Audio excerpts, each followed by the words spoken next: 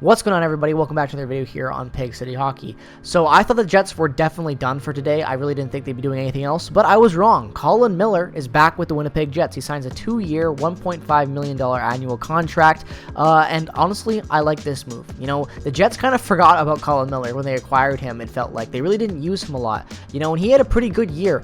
46 games played, 4 goals, 5 assists. Obviously, not all of those points coming with the Winnipeg Jets. He only had 1 assist for the Winnipeg Jets, but his defensive metrics are strong. Like, this is a good third pairing defenseman. There's nothing wrong with Colin Miller. You know, in his whole career, he's been on some good teams. He's had solid pairings. Like, honestly, he's a guy that I like. Like, when we acquired him at the deadline, I was hyped about it. I thought it was a good pickup for a depth defenseman. Nothing wrong with it.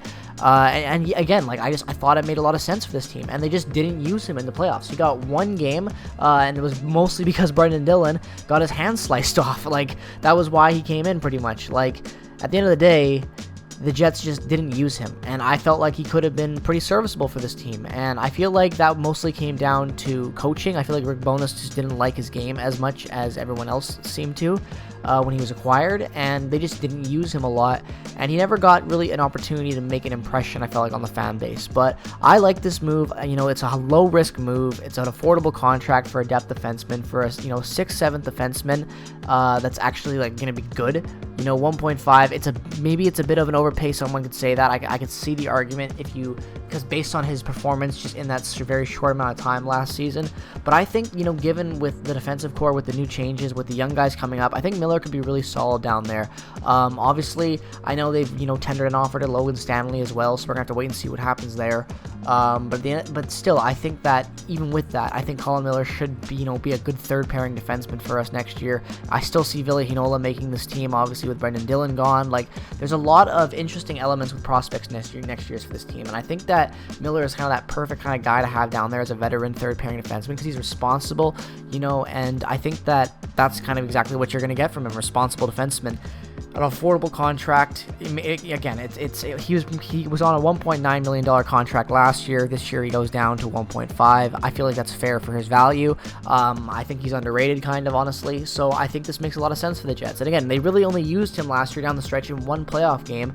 And let's be real, I would much rather have Colin Miller playing than Neil Pionk still at this point. Like, I stand by that firmly. I do not like Neil Pionk at all, and I do not want him on this club. If this club wants to succeed, Neil Pionk cannot be on it.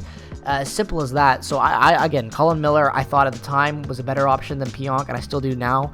So, even after the playoffs, I think that, and everything, I think that he is going to be a good player for us come next season. He's going to be a guy that we definitely could use in a responsible role back there. So I'm happy with this signing. It's nothing fantastic. It's nothing flashy, but it gets the job done. Typical Winnipeg Jets free agency. You go out and you sign a backup goaltender and a depth defenseman. I feel like we've watched this now every single year pretty much. So I've got no complaints with it. These are good moves. Again, good moves that I think are affordable, that aren't going to really mess things up for the defensive pipeline as well.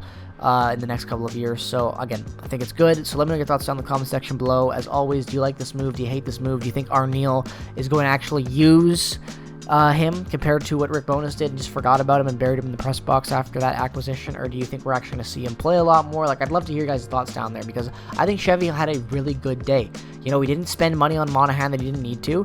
He didn't go out there and sign any albatross contracts like some of these other teams did. He signed responsible guys to affordable contracts. And even though I don't like Eric Comrie for an AHL third string backup, whatever. So let me know your thoughts in the comment section below. Peace and positivity as always. Go Jets go! And I will see you guys in the next one.